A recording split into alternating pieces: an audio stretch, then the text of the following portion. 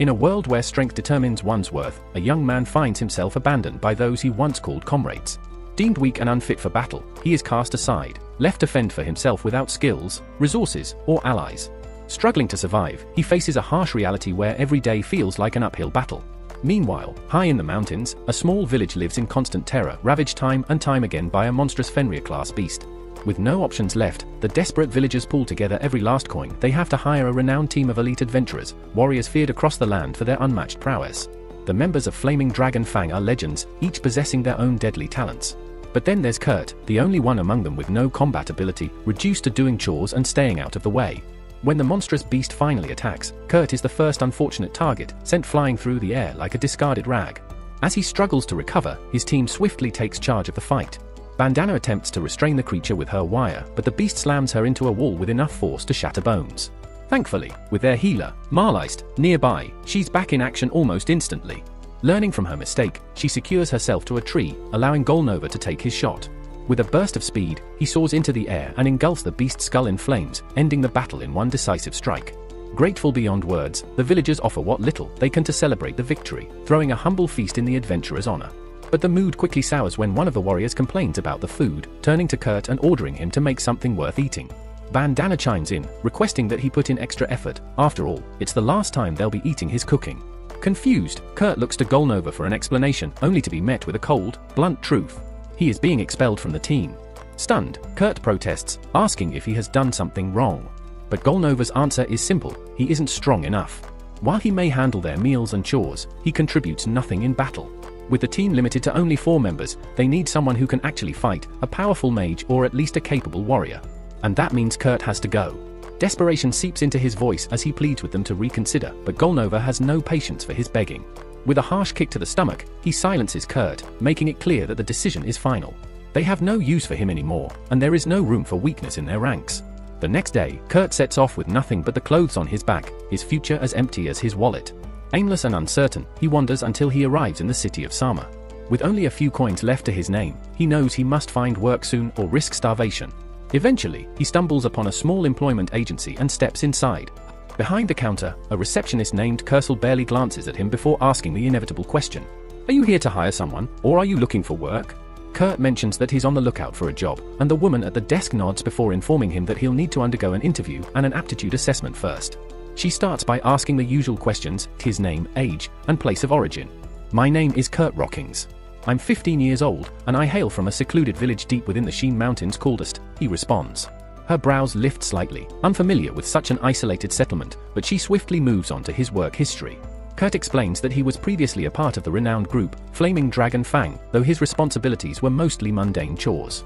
However, he was recently dismissed from his position. At the mention of his affiliation with an elite SS-ranked party, her expression shifts to mild surprise. Even if his role had been minor, having that name associated with his past could work in his favor. Encouraged by this unexpected turn, Kurt is eager to complete the aptitude test, knowing it will determine his strengths and weaknesses. In this world, aptitudes are believed to be divine blessings, ranging from G rank, the lowest, to the unparalleled SSS rank. The gap between these levels is vast. A G rank swordsman might struggle to even lift a blade, while an A rank warrior could split a boulder with ease. Anticipation surges through him as he awaits his results, but when they finally appear, his excitement crumbles. Every single combat-related aptitude is graded at G rank. The truth is undeniable: he has no future in battle. Disheartened, Kurt's hopes sink, but the woman reassures him that combat isn't the only path. He might still possess a valuable trade-related talent, such as alchemy or blacksmithing. Unfortunately, the specialist responsible for testing those skills is currently away on vacation, meaning he will have to wait a full week to find out if he has any viable talents. Frustrated, Kurt bluntly states that he can't afford to wait that long. He's one meal away from collapsing in the street, and if he doesn't secure a job today, he's out of options. The woman acknowledges his desperation and offers an alternative. She gestures toward a nearby pile of sandbags and asks him to try lifting one. As soon as Kurt grips the bag, he feels something unusual, a slight pull, as if the sand inside is siphoning a fraction of his energy. Despite this, he hoists the bag with little difficulty. Seeing this, she nods approvingly. If he can handle that, then he should be capable of basic construction work. She tells him about a frontier town in the Margraviate of Tihome that is in urgent need of laborers to rebuild their city walls. Writing him a letter of recommendation, she assures him that this should help him get a chance. Kurt expresses his gratitude and heads out at once to meet with the Margrave. Upon arrival, the Margrave gives him a scrutinizing look after reading the letter. To him, Kurt probably seems more like someone who would crumble under pressure than someone suited for manual labor. However, given the dire need for workers, the Margrave decides to take a chance on him. He instructs Kurt to mix cement and apply it to mend the walls, informing him that his pay will depend on the amount of work completed. Before leaving, he issues a final warning: if Kurt hasn't used at least half a barrel of cement by the time he returns, his payment will be next to nothing. Kurt considers asking a question. No one mentioned that mana is required to make the cement adhere properly, but he ultimately keeps his thoughts to himself. Maybe it's common sense, and he just sounds clueless, but something about this job seems off. The quota is barely half a barrel, way too easy, in his opinion. So, he decides to make the most of it before the guy returns. By the time the overseer comes back, his expression is one of pure shock. Not only has Kurt hit the target, but he's also blown past it, finishing an entire section of the wall. Kurt even apologizes, saying he could have done more if he hadn't run out of cement. The overseer just stares, struggling to process what he's seeing. He narrows his eyes at the top of the wall and asks how Kurt managed to repair that part, too. Grinning, Kurt casually explains that he tossed the cement up and spread it around with a stick. Normally, someone like the overseer would call that a blatant lie. Finishing so much in so little time should be impossible. But the proof is right there. The man swallows his skepticism and acknowledges the reality before him. He then asks how long Kurt plans to stay, and Kurt replies that he only needs the job for a week. Surprisingly, this puts the overseer in a good mood. He tells Kurt he's already done more than enough for the day and can leave early. However, there's a slight issue: he doesn't have enough money on hand to pay Kurt properly. Instead, he hands over a small pouch of coins, promising to send the rest through the agency later. Kurt's eyes widen. Even that small pouch holds more than he ever earned while slaving away for the so-called hero party. For the next few days, Kurt keeps showing up, working hard, repairing section after section of the wall. Then, out of nowhere, the overseer informs him that his services are no longer required. Confused, Kurt asks why. The man explains that the entire project was meant to provide jobs for those in need, but Kurt is just too damn efficient. If he keeps working, there won't be any jobs left for others. The overseer isn't upset; if anything, he's impressed. He even praises Kurt, saying his skills are at least double S rank, maybe even higher. Honestly, he believes Kurt would be better off in the royal capital, not wasting his talents here. As a parting gift, he hands Kurt a generous payout for ending the contract early before walking away without another word. But Kurt, being Kurt, completely misinterprets the situation. He assumes he got fired because he wasn't good enough, and that thought stings more than he'd like to admit. Feeling dejected all over again, he heads back to the temp agency to tell his mother the bad news. Unfortunately, the evaluation for his trade skills is still a few days away. Just then, a commotion erupts at the front desk. A girl is in a heated argument with the receptionist, trying to post a recruitment ad. The receptionist, clearly frustrated, tells her that no sane person would accept the kind of terrible conditions she's offering. But the girl refuses to back down, insisting that the agency should at least try to find someone. Her persistence starts drawing attention. Curious, Kurt walks over to see what's going on. His co-worker quickly explains the situation. The girl wants to hire a miner to dig through an unexplored mountain, but refuses to offer any upfront payment. She'll only pay if the excavation is successful. Kershal doesn't bother to hide her skepticism. No sane person would accept such an offer. She advises the young woman to seek investors instead, arguing it would be a better solution to develop the mine. However, the girl dismisses the idea outright, explaining that if she doesn't pay off the overdue taxes by the end of the week, the mine will be seized. That's when Kurt speaks up, claiming he's just reckless enough to take on the job. He adds that he's no stranger to mining work, having helped excavate back in his village. Kershal hesitates, questioning if he's truly prepared for this, especially since the contract offered means there's a strong possibility he won't get paid. Before Kurt can answer, the girl interjects. She admits she originally hoped to hire a robust dwarf, not a lanky boy who looks like he'd collapse from lifting a shovel. Still, hiring a dwarf requires at least 10 silver upfront of money she doesn't have. With no better option, she begrudgingly accepts Kurt's help. As they leave, Kershal watches from her desk, uneasy about the whole situation. The job seems like a disaster waiting to happen, and she doubts Kurt understands what he's getting into. A small part of her even thinks he'd earn more working at a love hotel. She briefly daydreams about spending a night with him and muses that she'd happily pay for that experience. Before she can get too lost in thought, her co-worker interrupts. There's been a payment transfer. It's for Kurt's previous job, fortifying the Margrave's walls. Expecting something modest, perhaps 50 silver, she's stunned to see the amount, 200 gold. She stares at the check in disbelief and is so shocked she nearly stumbles over the sandbag stacked beside her chair. Her co-worker quickly cautions her to be careful, reminding her that those particular sandbags aren't ordinary. They measure mana reserves, growing heavier for those with substantial magic power. Most people barely react to them, so Kershal lifts them with ease. But she suddenly recalls seeing Kurt struggle with them a few days prior, and it makes her wonder, is he really just a wandering worker? Meanwhile, Kurt and Uishia trek through the forest toward her campsite. Upon arrival, Kurt tenses up, noticing only a single tent. Ueshiya reassures him that it's spacious enough for them both, but Kurt hesitates, admitting he wouldn't be able to sleep next to a beautiful woman like her.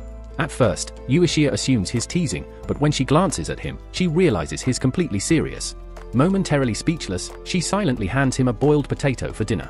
It's a humble meal, just a simple potato, but the act of someone cooking for him after so long fills Kurt with gratitude. He's even more appreciative that Ueshiya sits beside him as they eat. Back in his old party, Golova and the others never even allowed him to share the same dining space with them. That night, Kurt and Ueshiya settle in for the night, but Kurt finds himself unable to sleep. Ueshiya is lying beside him dressed only in her underwear, making it impossible for him to relax.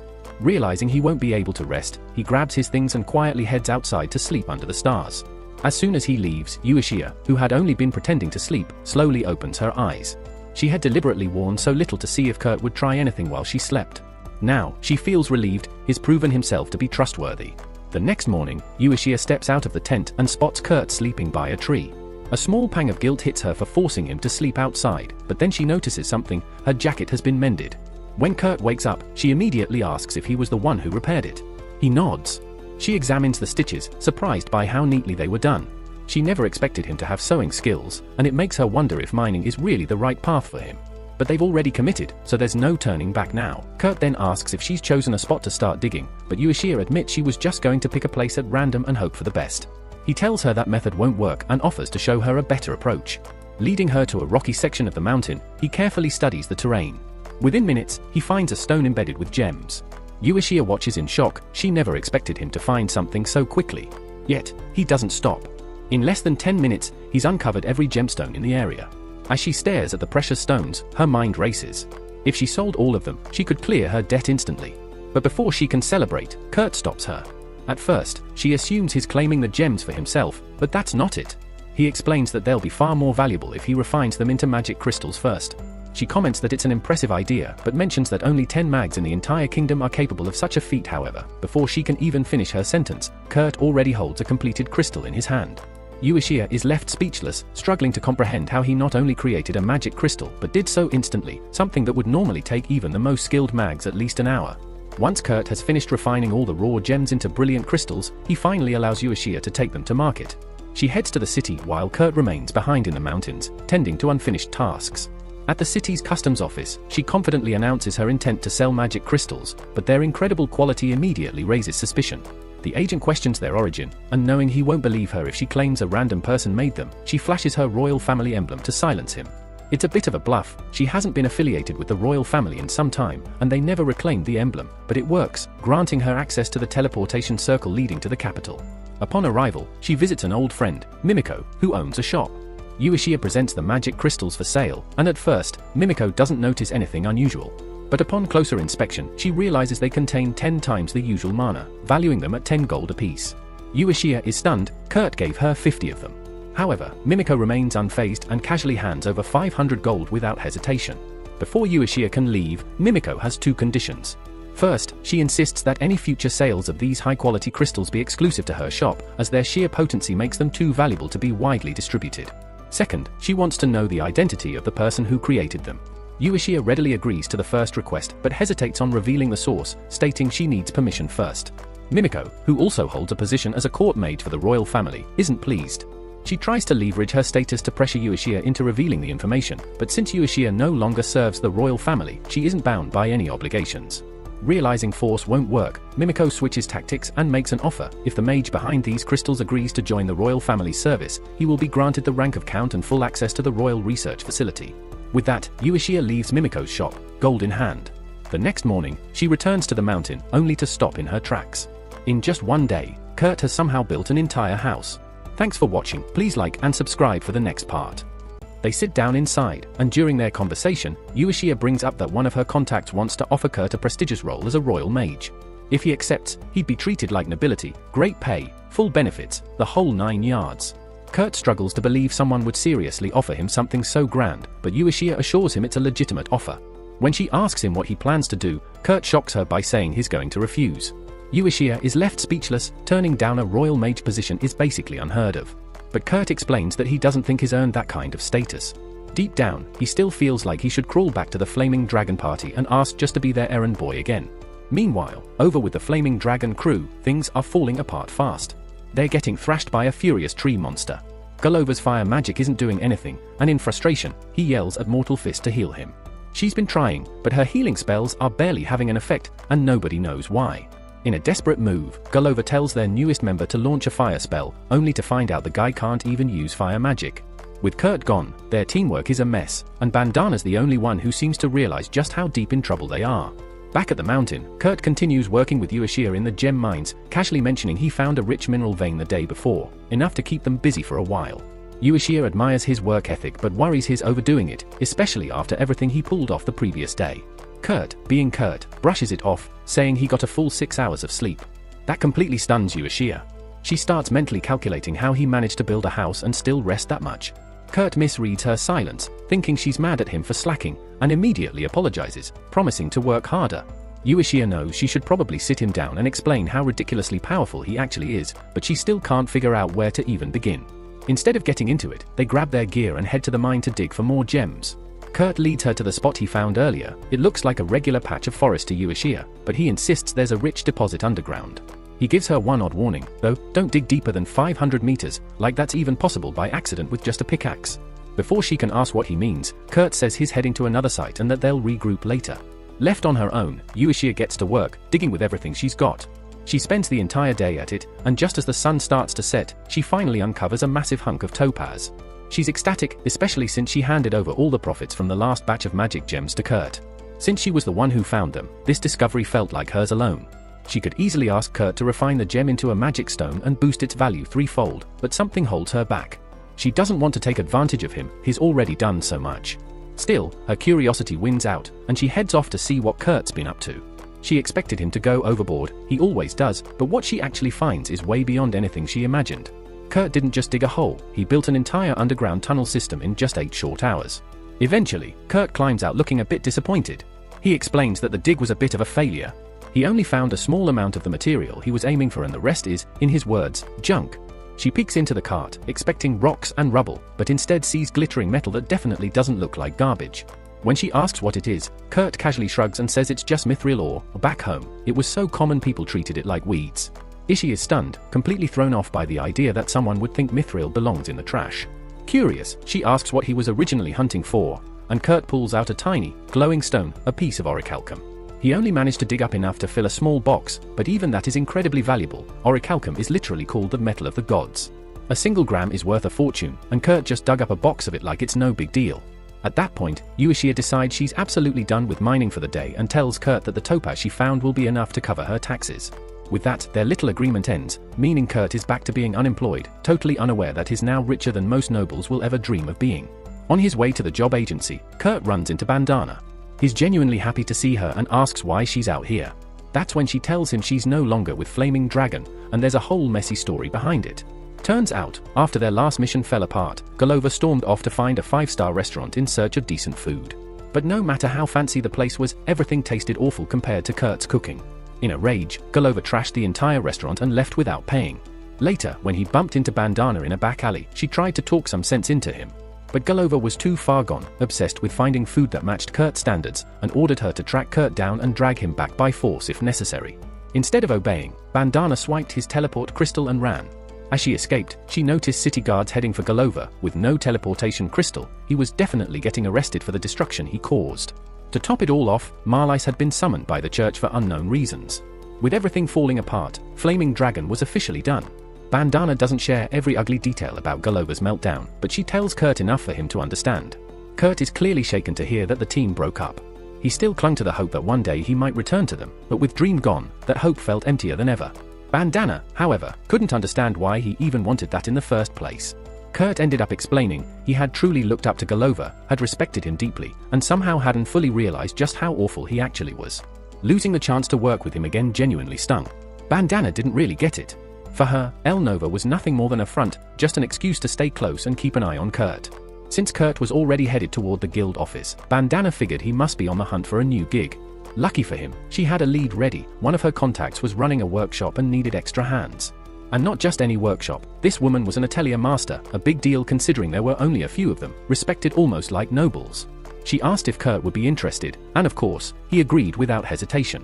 Bandana handed him a map, pointed him in the right direction, and sent him off toward his next opportunity. After a little while, Kurt reached the spot Bandana marked.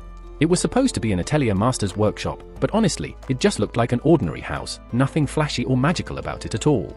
He knocked at the front door, and to his surprise, it was opened by a tiny elf girl. For a split second, Kurt thought she might actually be the master, but she quickly corrected him. She introduced herself as Michelle, the assistant, and greeted him warmly. Kurt let her know he was there for the job, and Michelle looked genuinely thrilled, like he'd just solved all her problems.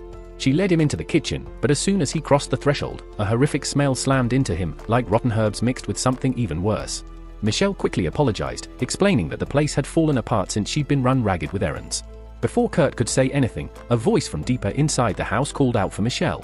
She rushed off, asking Kurt to help straighten up a little in the meantime. It wasn't exactly the magical experience he'd been hoping for, but cleaning was easy enough, so he rolled up his sleeves and got started.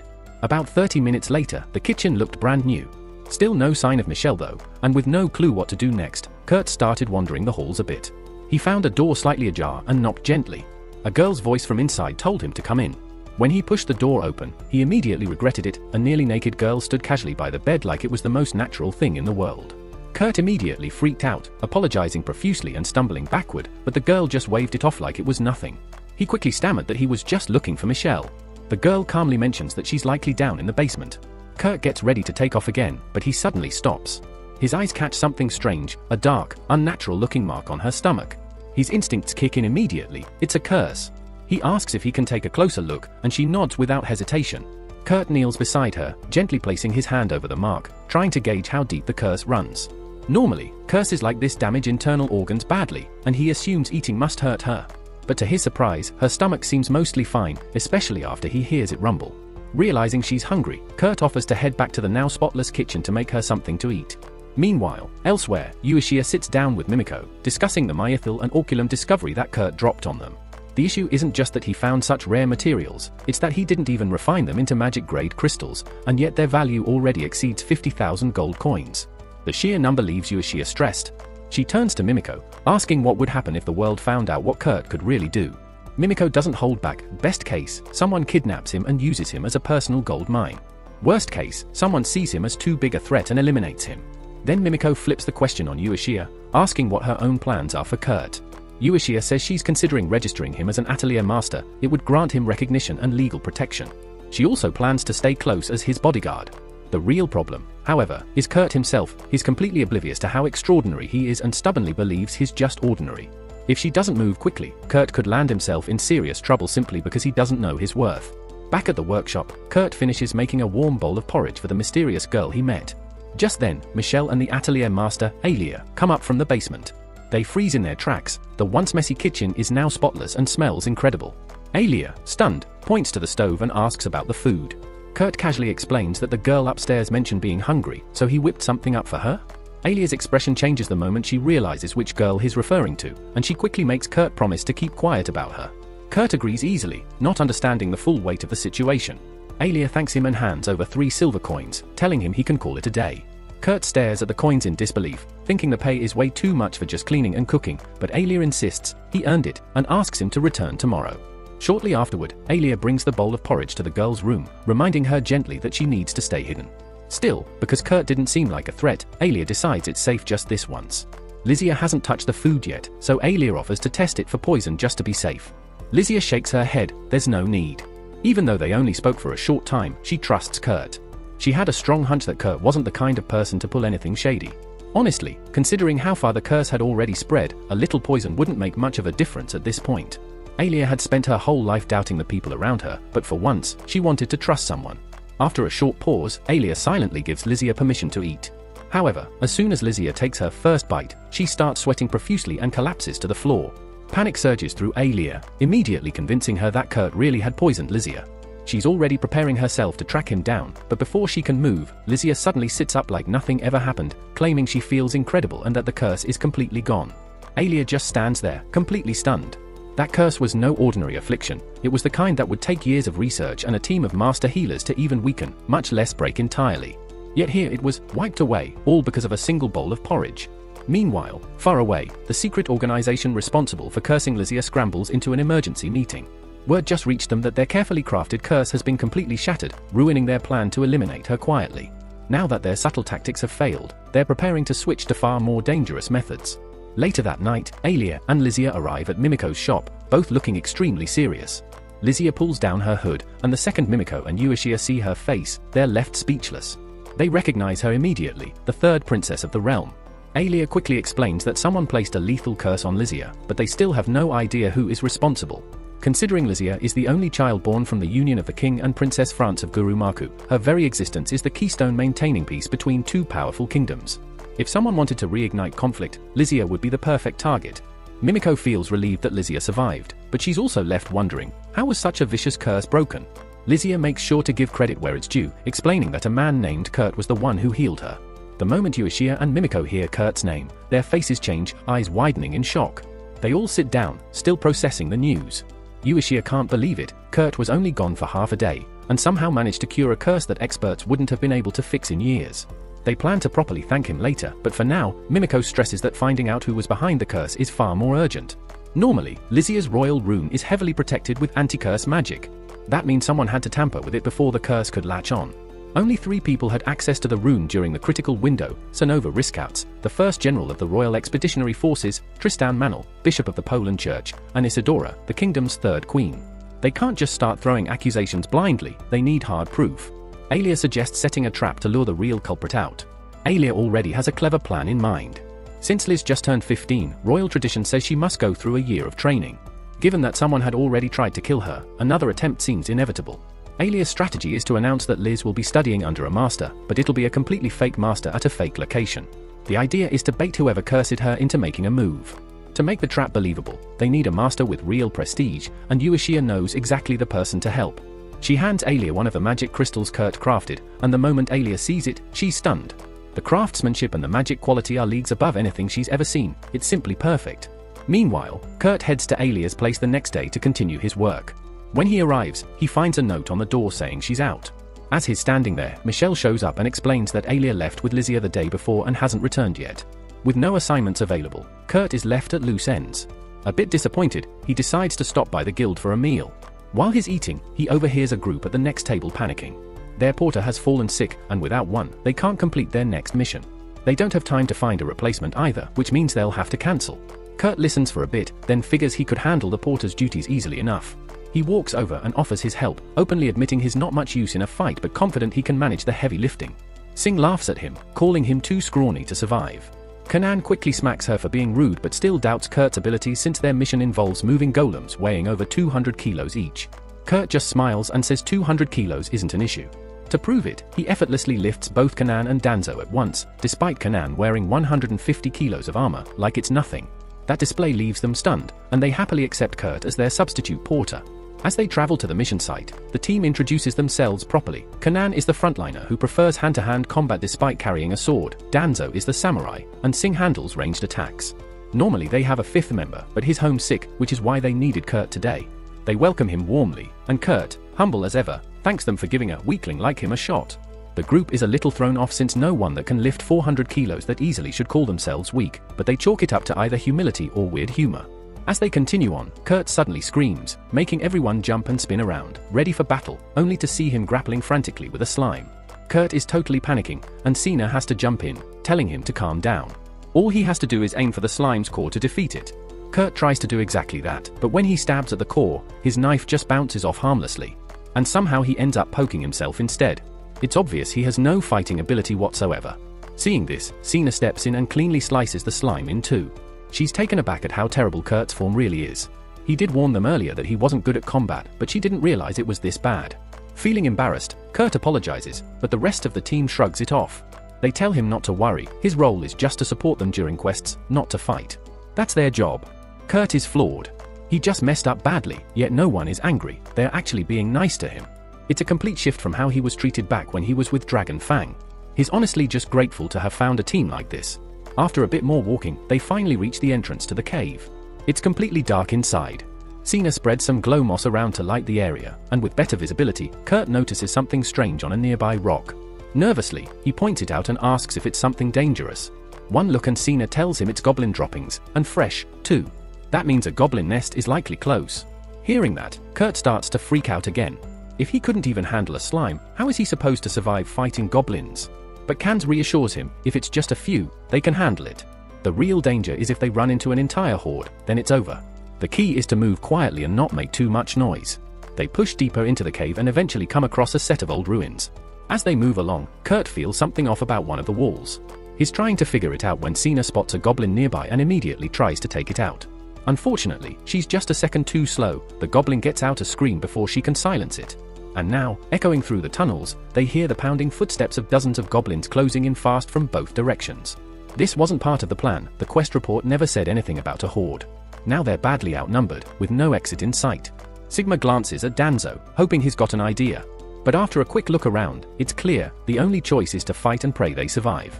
Just then, Kurt shouts that he found a hidden passage behind the wall. It's a huge relief, but even with a secret exit, there's no way all of them can outrun the goblins together. They'll need a distraction. Danzo and Kant exchange a knowing look with Sina. Without hesitation, she grabs Kurt and shoves him through the hidden door, slamming it shut behind them. Kurt panics, asking why she locked it when Danzo and Kans are still outside. Sina explains that it's part of the plan. If all four of them tried to run, the goblins would chase them down. Danzo and Kans chose to act as bait, fighting to hold the goblins off, giving Kurt and Sina a real chance to escape. They all know it's a one-way mission. Kurt is desperate to turn back, but Sina stops him. She hates leaving teammates behind too, but there's no other choice. Kurt is too injured to fight, and her own combat skills are only average. If they stayed, they'd just slow Danzo and Kans down. This is how it has to be. Even so, she clings to a sliver of hope, insisting the others will survive somehow, but deep down, Danzo and Kans know the odds are grim. Still, they have no regrets. If they're going to fall, they'd rather do it while protecting their comrades, the greatest honor they believe in. Sina then tells Kurt they have to move, scattering some glow moss to light the area and find an exit. But then her expression hardens. This isn't just a hidden passage, it's a boss chamber. They're not alone. Standing before them is an iron dragon. Meanwhile, back in town, Lysia tells Uashia she wants to see Kurt again. Uashia agrees and takes her to his inn. When they arrive, Uashia casually picks the lock and they slip inside, but the room is empty. Suddenly, a voice calls out, saying Kurt is out on a mission near the northeastern caves. Startled, Uashia rushes outside to confront the speaker, but by the time she gets there, Bandana is already gone. Processing what she heard, Uashia realizes Kurt might be in serious trouble. She recalls that not long ago, there was a goblin extermination exercise in that area. If any goblins survived, they might have regrouped into a nest. Uashia immediately tells Lisa to stay back while she goes after Kurt, but Lisa refuses. If Kurt's in danger, she insists on helping. Uashia points out the danger of dragging a princess into monster territory, but Lisa holds firm, saying she's been training in magic since childhood and can handle herself. Plus, Uashia is supposed to protect her, meaning leaving her alone would be even riskier. Realizing she can't win, Uashia reluctantly agrees.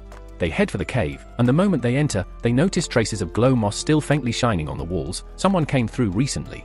Lysia then casts a sensory spell, and Uashia assumes she's enhancing her hearing to find Kurt. Instead, Lysia drops to all fours and starts sniffing the ground like a hunting dog.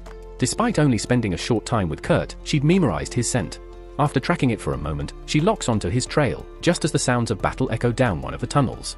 She quickly alerts Uashia and buffs her stats to charge ahead. Elsewhere in the cave, Danzo and Kans are still locked in fierce combat, doing everything they can to hold the goblins back.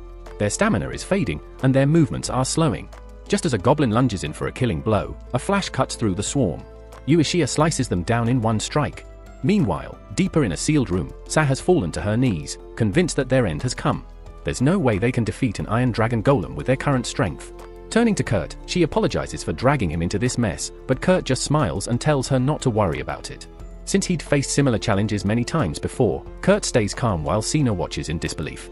As the massive creature lunges at him, Kurt effortlessly dodges, leaping onto its tail. With a light tap from his dagger, he slices the entire tail clean off. He continues, tapping each limb one by one, effortlessly severing them until the dragon golem collapses into scattered pieces. Sina can only gape in shock. How could someone who once struggled against slimes dismantle a dragon golem so easily? Frankly, she's a bit scared of him now. But Kurt doesn't see what the fuss is about. For him, dismantling golems is just another part of the job. Right then, Mirisha bursts into the hidden chamber, ready for battle, only to find Kurt casually standing among the remains like it's nothing special. Kurt immediately brightens up upon seeing her and asks if she can check on Danzo and Kans, worried they might still be in danger. Mirisha quickly reassures him that she already handled it. They're roughed up, but they'll recover. With everyone safe, the group regathers to discuss what happened. Danzo and Kans thank Mirisha for saving their skins, joking that without her, they'd be goblin food by now. Meister brushes off their gratitude and turns to Kurt with something important on her mind. As Kurt begins loading up some dragon parts, Meister tells him she's opening a new atelier and invites him to join her. Kurt hesitates, feeling loyal to his current party, but Kant immediately encourages him to take the opportunity, insisting he shouldn't miss out.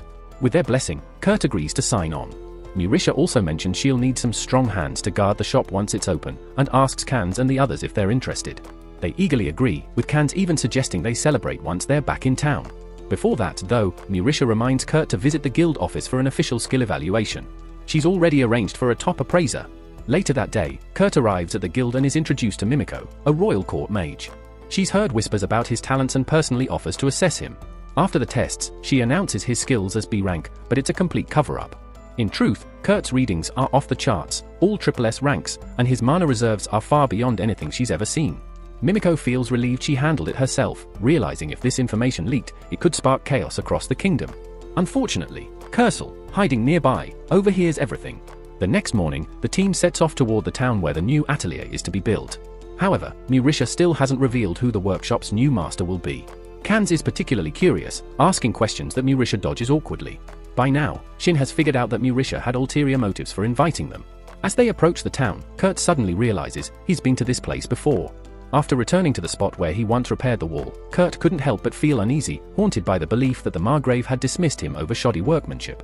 The anxiety gnawed at him as Urushia led everyone to the intended site for the Hellier workshop. However, calling it a workshop was a stretch. It was nothing but a barren patch of land. Kan, never one to sugarcoat things, bluntly pointed out that they couldn't exactly open a business on bare dirt. Urushia quickly calmed him, explaining that she was well aware, and the group would stay at an inn while Kurt personally built the workshop. She then turned to Kurt and asked if he could have it done by the end of the day. Kurt, experienced as he was, knew that was impossible. Even with all his skills, he figured he'd need at least 3 days. Understanding his predicament, Urushia assured him there was no urgency and he could take as long as he needed. She also promised to supply any materials he required. Relieved, Kurt handed her a mental list he had prepared in advance. Urushia skimmed through it, noting expensive items like amethyst and griffin feathers, which immediately puzzled Sina. She couldn't fathom why such rare components were necessary for a simple workshop. Yet Urushia, accustomed to Kurt's eccentricities, said nothing and simply promised to secure everything on the list. Gathering those materials would obviously take a couple of days, but Kurt was fine with the wait. Meanwhile, Carvo had a lingering suspicion that something suspicious was going on, and Urushia noticed her wary looks, but neither confronted the other, each pretending all was well. Eventually, Urushia told everyone to head for the inn so Kurt could work in peace. Before she left, she made Kurt promise to come back by nightfall to rest and eat properly. At the inn, once they were settled, Urushia gathered everyone for an important announcement. Up until now, Kan and Danzo had assumed Kurt was just some talented commoner, but Urushia knew it was time to reveal more, especially since Sina had already seen a glimpse of Kurt's unusual power. Sina immediately pressed Urushia to explain who Kurt really was. Urushia, however, chose to formally introduce herself first. Pulling out her royal family crest, she revealed that she was not just an adventurer but one serving directly under the royal family. She then motioned toward the girls seated with them and introduced Lysia as the third princess of the kingdom.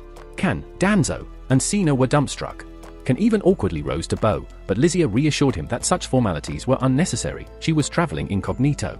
Curious, Sina then asked whether that meant Kurt was a noble too, but Urushia clarified, Kurt was neither royalty nor nobility. He was technically a civilian, albeit an extremely unusual one. Urushia admitted she herself didn't know the full extent of his background. However, what she did know shocked everyone. While Kurt's combat abilities were officially ranked Chi, every other skill he possessed had been evaluated at the nearly unheard of level of SSS rank. The room fell silent. It sounded absurd, yet after seeing Kurt in action, it all started to make sense. Urushia stressed that Kurt's true strength was considered a top secret, and none of them were allowed to discuss it with outsiders.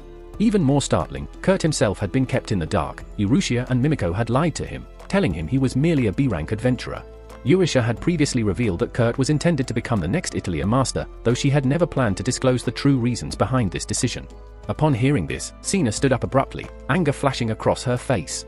She confronted Urushia, unable to fathom why she had lied to Kurt, especially about something so crucial. Urushia attempted to justify herself, claiming Kurt wouldn't believe the truth, even if she told him.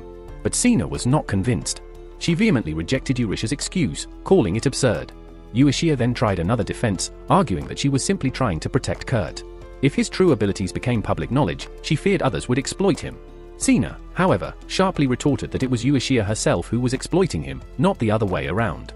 Faced with this accusation, Urushia fell silent, unable to respond. Disgusted by the situation, Sina turned to Kans, signaling that she wanted nothing more to do with the mess they were in. After a brief pause, Danzo requested Lisa to elaborate on their predicament. Lisa nodded and explained that just a few days ago, Kurt had broken a deadly curse placed on her, simply by offering her a bowl of porridge. Now, someone was after her life, which is why they had come up with the plan to set up an Atelier master. The goal was to draw out the assassins, identify the culprit, and put an end to the threat. Of course, Kurt had no idea about any of this. Lisa admitted that it seemed selfish to involve Kurt without his knowledge, but she reassured them that both she and Uesuiya cared deeply for him and would never intentionally put him in harm's way. She then earnestly asked if they would keep the secret and help protect Kurt. Danzo took a moment before responding, explaining that as adventurers, they weren't obligated to follow the orders of any royal figure. However, since Kurt was their friend, they were willing to do whatever it took to keep him safe. Kans quickly echoed Danzo's sentiment, offering their full support. Lisa was relieved by their willingness to help, but Sina remained skeptical, especially considering they had only known Kurt for a mere 2 days. Uesuiya understood Sina's concerns.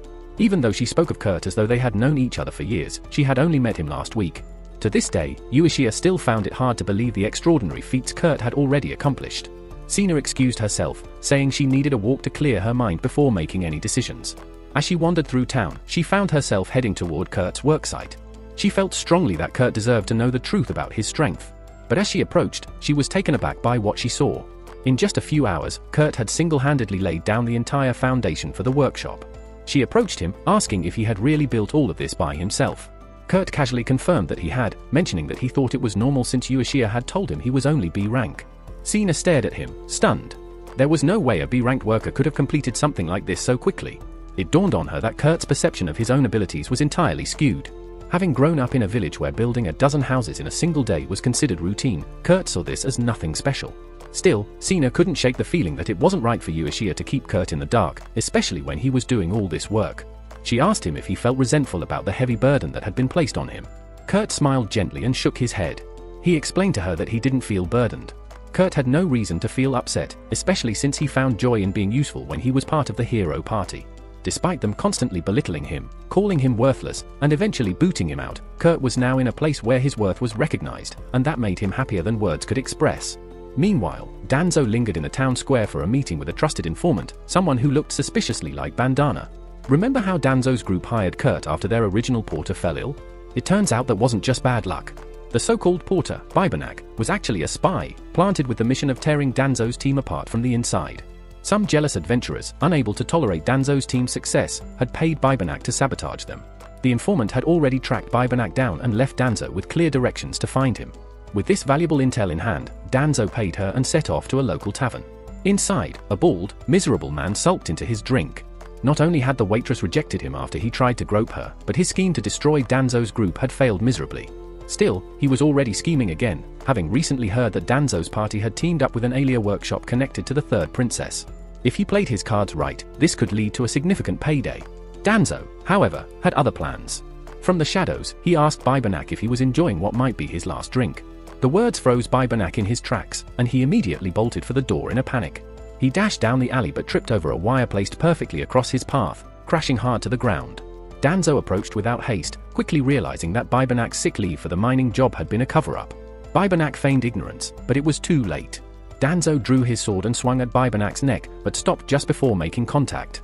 Instead of spilling blood, Danzo leaned in and warned Bibernac to stay away from him and his team. If he showed up again, Danzo promised, he wouldn't hesitate next time. With that, Danzo walked off, and Bandana, who had been watching from a distance, felt a surge of frustration. Danzo had let Bibernac go, and she knew he'd cause trouble later. Just as she was about to handle the problem herself, two hooded figures appeared and hauled Bibernac away. Bandana immediately recognized them as part of the Phantom Squad, directly reporting to Mimiko. She wondered why a royal court mage was involved in this. It was then that her messenger Crow arrived, delivering a letter from her superior. The letter ordered her to back off, as Marface had taken authority over the situation. Another disappointment, but Bandana had no choice but to follow orders. With nothing left to do, she decided to head back to Kurt's village. Meanwhile, Marlice wasn't having a good day either. She had been captured and was now trapped inside a magic circle. Back in town, Danzo and Kans were completely stunned the next morning when they saw what Kurt had built. The man had even managed to grow trees and shrubs, and neither of them could figure out how he had managed it overnight.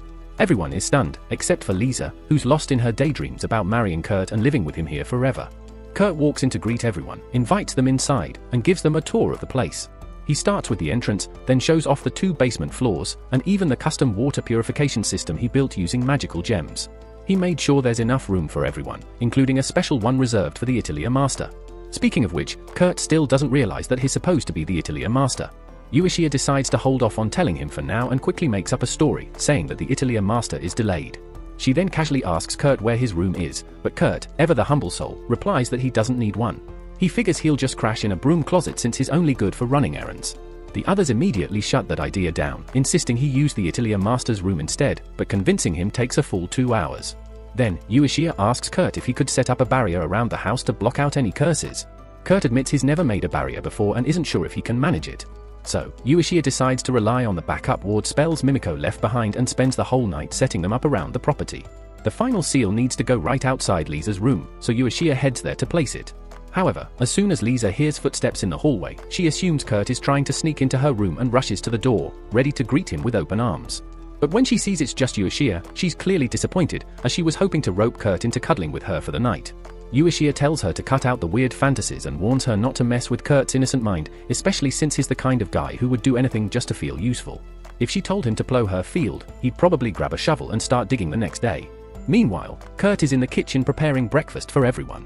Lisa strolls in, wearing nothing but an apron, and the others lose it, telling her to stop corrupting the poor guy. Lisa shrugs it off, saying she has clothes on underneath. Barely, but still. Once breakfast is ready, the group sits down to eat, and everyone is blown away by how good the food tastes. But Uesuiya notices something odd. Kurt isn't with them. Lisa mentions hearing him talk earlier about wanting to clean up some graffiti someone had drawn on the mansion walls. Uesuiya freezes, realizing that the graffiti he mentioned was definitely the set of barrier spells she placed last night. Normally, no one could just scrub off a ward with a rag, but Kurt's the one in question, so Uesuiya rushes out in a panic to stop him. But she's already too late. He's wiped out every single spell, still thinking it was just random doodles. She never told him about the curse assassination attempt targeting Lisa, and now, thanks to his overachieving nature, Lisa is completely exposed to curses once again. With no one around to place another set of barriers, Uesuiya is at a loss for what to do next. Meanwhile, Mal has been summoned to a meeting with the church bishop. When she arrives, he bluntly informs her that she's being excommunicated. Stunned, Mal demands to know why. The bishop explains that multiple complaints and solid evidence have surfaced regarding the violent and destructive behavior of the Flaming Dragon Party. To make matters worse, he's received word that Golova has been declared a wanted criminal, and the church wants to sever all ties with her before things escalate further. Mal, desperate, tries to defend herself, insisting she hasn't done anything wrong, aside from the one incident where she casually electrocuted a minimum wage waiter with level 5 lightning magic. In her defense, she argues the food he served was awful, and he totally deserved it. Obviously, that excuse won't hold up in court, but the bishop isn't exactly a saint either. Sensing an opportunity, he tells Mal that he's willing to overlook her minor sins and even promote her to the rank of priest, but only if she does one small favor for him. When Mal hears the offer of promotion, her eyes practically light up like a kid in a candy store. She eagerly agrees to whatever he requests, ready to comply in any way, even if it means metaphorically or otherwise kneeling. However, the situation quickly takes an unexpected turn. The bishop casually pours a glass of wine and offers it to her. Without hesitation, she drinks it. But instead of what she envisioned, the bishop calmly reveals that he wants her to assassinate the third princess of the kingdom. Marlapist would typically refuse such a request outright, but by the time she realizes the full extent of the situation, it's too late. The wine was laced with a deadly curse, one that ensures a slow and painful death unless she complies. Left with no other options, Marlapist swears loyalty to the bishop's plan, which unfortunately for her involves being sealed inside a magic circle alongside a demon to guarantee her obedience. Back at Kurt's mansion, things are peaceful. The group enjoys a hearty breakfast, and surprisingly, Lisa hasn't suffered any new curses, despite Kurt accidentally wiping out all the previous protective spells. Uesuiya still hasn't figured out why Lisa is safe from new curses, but Kurt's magic-infused cooking, with its powerful purification properties, seems to be neutralizing any attempts before they can take hold. It appears that Lisa's safety isn't at risk anymore, especially now that Mimiko has arrived in town. With Mother Filia's assistance, they've started building an intricate information network to uncover any threats against Lisa. Lizia notices something different about the cake Kurt made today and asks him about it. Kurt explains that he used rice flour instead of wheat flour. Lisa loves the flavor, as it reminds her of the rice porridge Kurt made for her when they first met. She excitedly asks if he'd be willing to make it again if she ever gets cursed. Kurt, with a warm smile, assures her he'd be happy to make as much rice porridge as she wants, although he also reassures her that she doesn't need to worry about being cursed anymore. Iris, hearing this, looks surprised and asks Kurt how he can be so confident, especially after telling her earlier that he couldn't set up anti-curse barriers. Kurt confirms that while he can't set up barriers within the mansion, the entire house itself acts as a massive curse barrier. Any curse magic aimed at them will automatically reflect back onto the sender. Kurt also mentions that he made a few adjustments to the barrier for extra protection. As fate would have it, at that exact moment, one of the assassins targeting Lisa decides to cast a powerful curse. The magician begins his ritual, aiming for his most potent curse yet. But instead of hitting Lisa, the magic immediately backfires. The curse dissipates harmlessly and rebounds onto the caster, causing his body to glow like an electric lamp. Kurt had designed the barrier this way intentionally, wanting to avoid outright killing anyone, no matter how deserving, in favor of a more humane response. Ueshiya is once again left speechless by Kurt's incredible skill. She's relieved to see Kurt doing so much to protect Lisa but knows that she needs to join Atelier and Mimiko immediately to track down anyone who now looks like they've swallowed a spotlight. With Ueshiya occupied, Kurt casually walks over to Lisa and asks if she would like to go shopping with him. Lisa is completely stunned, as this feels like Kurt is asking her out on a date. Kurt simply thinks it would be nice to take a walk through the city, especially since Lisa hasn't had the chance to leave the mansion yet. Overwhelmed but touched, Lisa thanks him for the offer, though considering the current situation. She regretfully informs him that she can't go out, just as atop the city walls, Margaret of Aladdin and his vice-general generic survey the horizon with growing concern. A massive horde of monsters is advancing toward the city. Still, there's no immediate need to panic, as the walls have been fully repaired, and their army is ready to defend at a moment's notice. At the same time, Ueshiya, Mimiko, and Atelier finally track down the human light bulb, only to discover that his own comrades have killed him. They must have realized that dragging around a glowing corpse would attract too much attention. Despite this, Ueshiya is surprised that Kurt's glowing curse remains active even after death. It's quite impressive for a spell he whipped up on short notice. Atelier suggests they come clean to Kurt and ask for his help, as it would make finding the assassins easier. However, Ueshiya hesitates, not wanting to drag Kurt into this more than she already has, even though she knows deep down that he's already far too involved. Just then, alarm bells start ringing throughout the city. The monsters have begun their assault. On the walls, the Margrave orders his soldiers to fire light spells to illuminate the battlefield. When the light reveals the enemy, his heart sinks. An endless horde of skeletons is slowly advancing toward the walls, and there's no way his troops can hold the line against such numbers. Realizing this, he orders a portion of his forces to stay behind and fight to the death if necessary, buying time for the rest to focus on evacuating as many civilians as possible. The Margrave is fully prepared to lay down his life for his people. But just as the skeletons reach the outer walls, something incredible happens. They begin vanishing one by one, dissolving into nothingness. The Margrave has no idea what's going on until it hits him. This section of the wall was rebuilt by Kurt. Somehow, Kurt must have enchanted the walls to purify the monsters. In the end, the entire skeleton army is wiped out without a single casualty. Meanwhile, we return to Marlice, still trapped within the demon's magic circle. The bishop had made a pact with an advanced class demon, fueling its summoning magic with Marlice mana. After the first wave fails miserably, the demon begins preparing more skeletons, planning to drain Marlice's life force until there's nothing left of her. Back inside the city, Kurt receives word of the attack and asks Ueshiya if they're going to be all right. Ueshiya explains that the city is now surrounded on all sides by monsters, and while the knights are scrambling to form a counterattack, there's only so much they can do given the situation. The only reason the city hasn't fallen yet is because a large portion of the skeletons were purified the moment they reached the walls. Kurt explains that he enchanted the walls during the repairs and considers such things basic maintenance back in his village. He's genuinely surprised that people here never thought to enchant their walls. That said, Kurt only had the chance to reinforce 2 of the city's 4 walls. If the skeletons shift their attack to the unprotected sections, they could break through the city walls very quickly. Lisa, ever logical, politely asks Kurt if he could create a weapon to wipe out all the skeletons at once. Kurt starts seriously considering it, but before he can respond, Ueshiya abruptly cuts in, announcing that she needs to step out for a while before leaving. Ueshiya sternly warns both Kurt and Lizia that they are strictly prohibited from leaving the mansion, no matter the circumstances. Lizia, content with the restriction, looks forward to uninterrupted time with Kurt. Meanwhile, Ueshiya heads to the storage room, retrieving a box filled with the potent magic crystals Kurt had previously crafted. Armed with this powerful weapon, Ueshiya quickly meets with Felilia and Mimiko to discuss their next move. As they approach the Margrave, Aura immediately recognizes Ueshiya from their past encounters, but is taken aback by her appearance in this unexpected location. Ueshiya doesn't waste time and lays out her plan to stop the skeleton invasion. She suggests striking at the source of the monsters, an area near the ruins, by attacking directly. For this to succeed, Aura's soldiers would need to act as a diversion, pulling the skeletons away long enough for her team to reach the ruins. Aura is skeptical, believing the plan to be far too dangerous, but Ueshiya, confident and resolute, reveals one of Kurt's magic crystals. She explains that these crystals hold enough power to destroy an entire building, enough to obliterate the ruins and sever the skeleton army at its source. Seeing her determination, Aura agrees to the plan, but only with one condition: he insists on joining the strike team himself. Although Ueshiya knows Aura is capable in battle, she questions whether he's truly willing to risk his life for this mission. Aura remains steadfast, believing it's his duty to protect the city. With his vice-general, Jan Erik, leading the main force and Mimiko and Felilia safeguarding the civilians, he's free to join the operation. Back at the mansion, Kurt finishes tending to the garden, but his thoughts drift to Lizia's earlier suggestion about crafting a weapon. With renewed purpose, he heads to the forge he built and starts working. Although he still struggles with self-doubt, Kurt is determined to contribute to his friend's cause.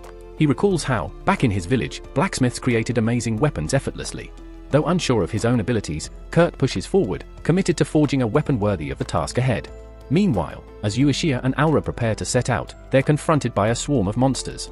Ueshiya reacts quickly, pulling out one of Kurt's magic crystals and preparing it for use. She warns the soldiers to shield their eyes.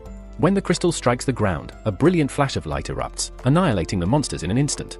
Ueshiya had known Kurt's crystals were powerful, but she never expected them to eradicate such a large number of enemies in one blow. Nonetheless, the result is a huge advantage, clearing the path for the soldiers to fend off the next wave while Ueshiya and Aura continue their march toward the ruins. Back at the mansion, Kurt finishes forging the blade, but as he makes the final adjustments, old insecurities resurface. He recalls a time when he was told his blacksmithing skills were only B rank, and doubts creep into his mind. He wonders if the sword he's crafted is truly good enough to fight against real monsters. A few minutes later, Lisa walks in, looking for Kurt to ask about dinner. Her gaze lands on the sword he's holding, and she's immediately struck by how beautiful it looks. Noticing her reaction, Kurt shyly offers it to her, telling her she can keep it if she likes it that much. However, he warns her to be careful, as he's infused the blade with quite a bit of magical energy. Lisa thanks him for the gift, but despite Kurt being completely unaware of his own abilities, he can still recognize when a smile is forced. It's clear something is bothering Lisa, and Kurt has been sensing it for a while. He decides to ask her directly if someone is after her. Surprised by his insight, Lisa admits he's right and apologizes for causing all the trouble. Kurt reassures her there's no need to apologize, but Lisa still feels guilty. She knows everyone around her keeps getting caught up in danger because of her, and right now, Ueshiya is out there risking her life for her sake. Though Kurt has figured out someone's after Lisa, he still has no idea that she's actually a princess or that her safety is crucial for national security. All he knows is that Ueshiya is handling something near the ruins, and he vaguely remembers Golova once vandalizing those same ruins. Kurt, putting the pieces together incorrectly, assumes Ueshiya must be fighting some bizarre graffiti artist who's been stalking Lisa. His conclusion is far from the truth, but it doesn't change the fact that Ueshiya is out there fighting for Lisa, and Kurt hates feeling powerless to help. His combat skills are lacking, and he can't bear sitting idly by while his friends are in danger. Lisa shares Kurt's frustration. She hates the idea of others putting themselves at risk to protect her and would rather fight for herself if only she was strong enough. When she brings it up, Kurt casually suggests they go after the culprit themselves. Lisa immediately agrees, but points out a major obstacle: the city is surrounded by monsters, so how can they even get out?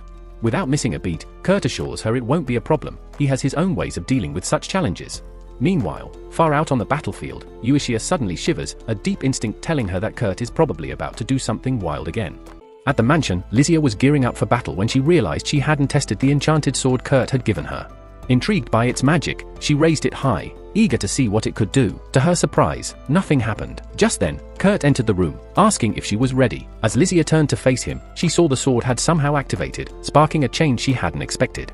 Meanwhile, Eurizia and Alraid were still struggling through the hordes of undead. The team had made progress, reducing the numbers, but there were still too many to handle. Eurizia had been relying heavily on magic crystals, but her stock was running low. Suddenly, Alraid was hit by one of the monsters, a blow to his abdomen.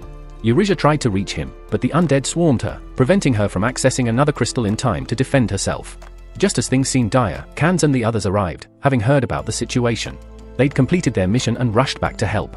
Together, they found the source of the monster summons, and Eurizia used one of the magic crystals to obliterate all the creatures around them, clearing a path to the entrance of the building.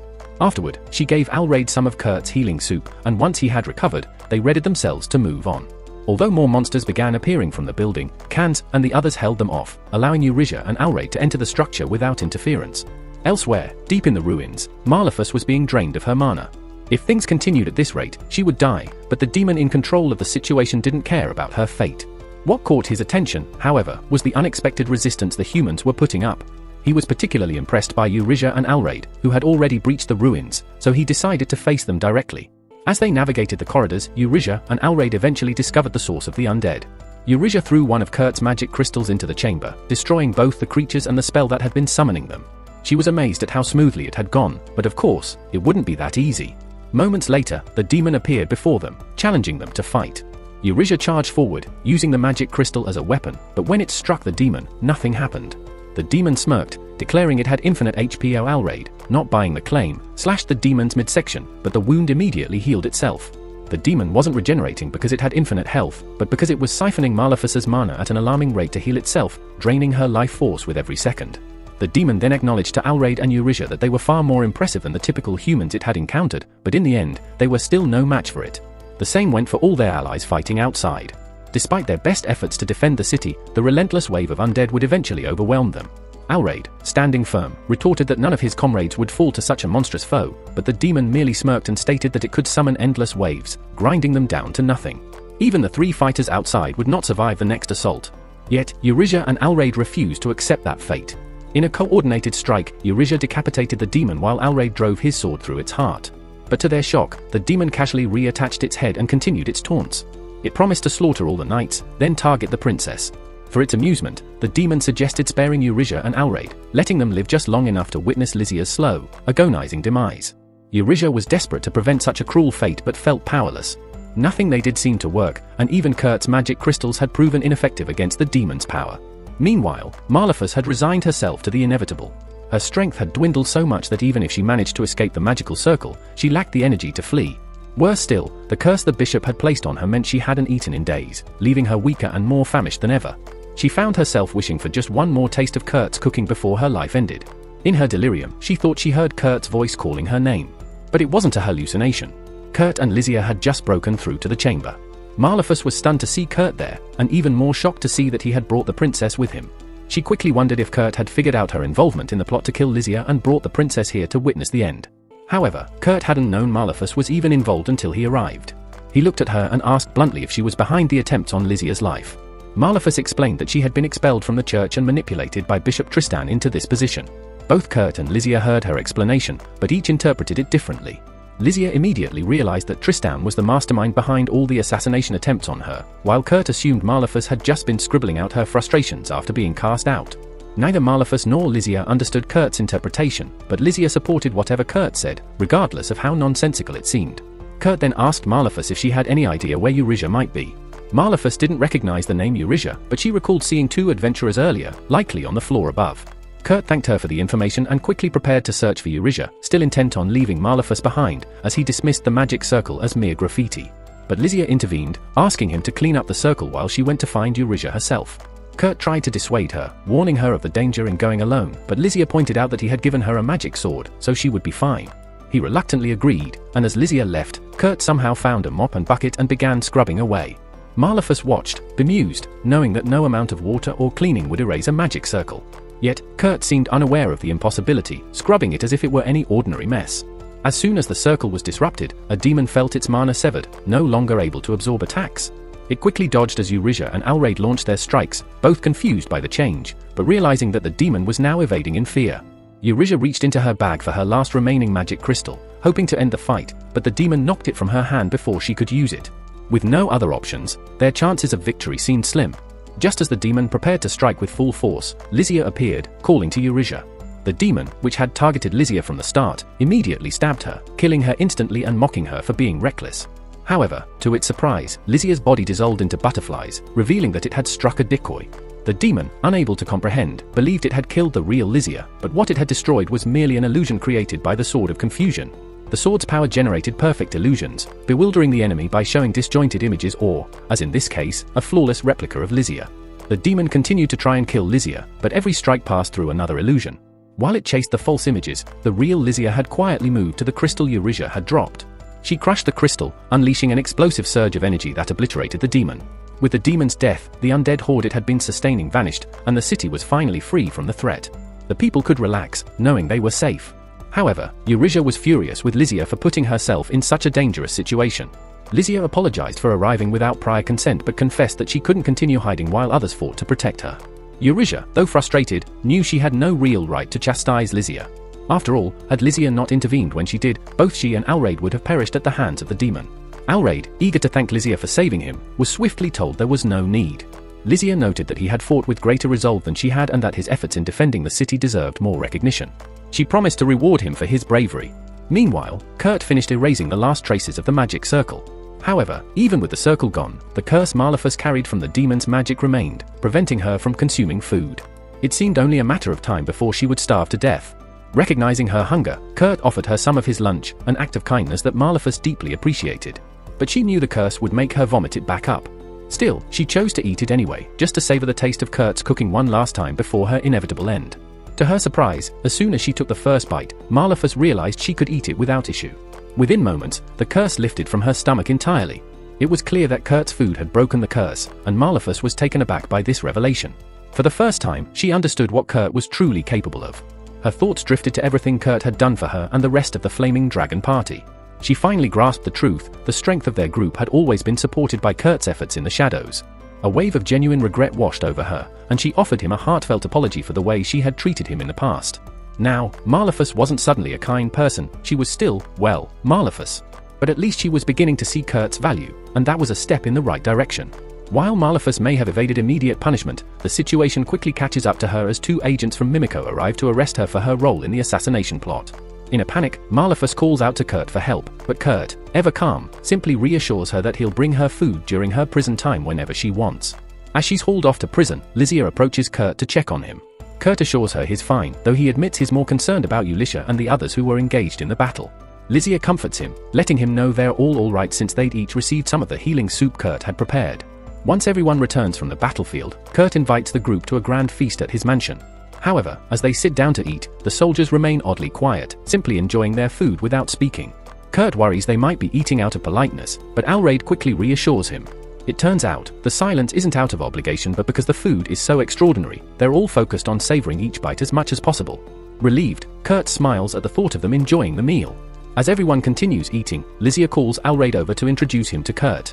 Kurt recognizes him as the foreman who managed the repairs on the city walls, but Lysia reveals that Alraid also holds a leadership position and is responsible for overseeing the governance of the city and its people. Just then, a brilliant display of fireworks erupts in the sky, capturing everyone's attention. Kurt reveals that he had arranged the fireworks as a special touch to accompany the meal. Afterward, Alraid remarks that the food had a surprising effect. All of his injuries had healed after eating. Kurt, nonchalant, finds this unremarkable, explaining that back in his village, it was a common belief that a good meal could heal the body. He finds it hard to believe this would be surprising to anyone. With that, the episode concludes. Subscribe to stay updated for the next chapter. The story flashes back to Kurt's childhood, set in the enigmatic Haast village where he lived. One day, he approaches a girl named Hildegard, who harbors a demon, and who seems lost in her own world. Curious, Kurt asks if she's the daughter of the traveling merchant. Hilda doesn't respond at first, but Kurt keeps trying to engage her, going so far as to tear up in an effort to get her attention. Eventually, she speaks up, explaining that her father warned her not to talk to the villagers. According to Hilda, her father sees the villagers as odd, and worries she might be affected by their peculiar nature if she interacts with them. Despite that, Hilda tells Kurt that she's simply talking to herself. Playing along, Kurt says the same about himself. Through this playful pretense, the two exchange names and quickly bond. Soon after becoming friends, Kurt invites Hilda on a ride up the mountains to see some beautiful rainbow-colored flowers. They travel on his iron golem companion, and along the way, Hilda spots some berries and eats them without realizing they're poisonous. Luckily, young as he is, Kurt knows enough to act fast. He gathers specific herbs, grinds them into a paste, and in an awkward but urgent move, chews the antidote and transfers it to her to save her life. The scene fades out, revealing that this moment is part of a dream Kurt is having while riding in a carriage with Ulysia and their fellow adventurers. They're en route to a village that requested help. Once they arrive, the local chief explains the issue: the river that once sustained the village has dried up, leaving their crops to wither. Ulysia examines a map and notices a nearby reservoir that feeds into both villages. However, there's a catch. The neighboring village's head refuses to release any water, despite repeated efforts at negotiation. That's why the desperate villagers turn to the Atelier, hoping their influence could help convince the other village to cooperate. After understanding the situation, Ulysia returns to inform the others, only to be told by Danzo that the rest of the group went uphill. Apparently, an elderly man responsible for tending birds threw his back out, and Kurt, as the Atelier Meister, was sent to assist him. Ulysia believes Kurt can manage on his own, so she mounts her horse and heads off to the neighboring village to resolve the issue herself. Once she arrives and introduces herself to the village chief, she's met with unexpected desperation. The chief drops to her knees and pleads for help, explaining that the reservoir they depended on has also gone dry. Ulysia is baffled and can only hope that divine intervention brings rain. Just then, two villagers rush in, trying to describe a strange event happening atop the hill, but they're too shaken to explain what they saw. Ulysia rushes over and spots Khans and Sina gazing in amazement at a massive lake that now stretches before them. Confused, Ulysses questions why the villagers would claim there's a water shortage if such a vast water source exists. Sina, unsure of how to explain the bizarre sight, simply tells her that the lake only appeared a short while ago.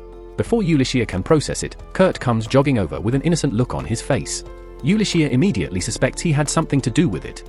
She asks why he's not attending to the old man's back, and Kurt casually responds that he noticed the old man's birds were incredibly parched. So, he tapped into a deep aquifer beneath the area, an unknown rock formation holding this immense water reserve. Soon after, both village elders show up and kneel before Ulysses, overflowing with gratitude, believing she's the one who saved them. Meanwhile, Kurt, completely oblivious, looks up at Ulysses in admiration, assuming she resolved the issue single-handedly, never realizing it was actually his actions that fixed the crisis. With the situation handled, the group prepares to head home, having been gifted several bird eggs in thanks. Kurt excitedly shares his culinary ideas: omelets, pancakes, maybe even sweets. He then asks about Lies. Ulysses tells him she's gone to meet the Lord of Tychone to report on the recent undead incident. The story transitions to a dinner scene where Lies and Alraid are seated with Mangrave Tychone. This shrewd noble, who has a status similar to a duke, is clearly trying to pull political strings by charming Lies. Lies is fully aware of Mangrave's manipulative intentions but plays along, remembering she's here as the Atelier's envoy, not a royal figure.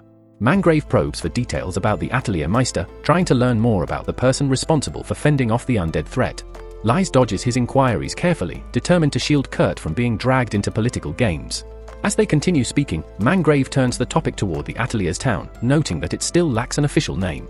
Lies explains that naming a town requires the appointment of a viceroy by the kingdom. Using his authority, Mangrave expresses interest in appointing the Atelier Meister to the role.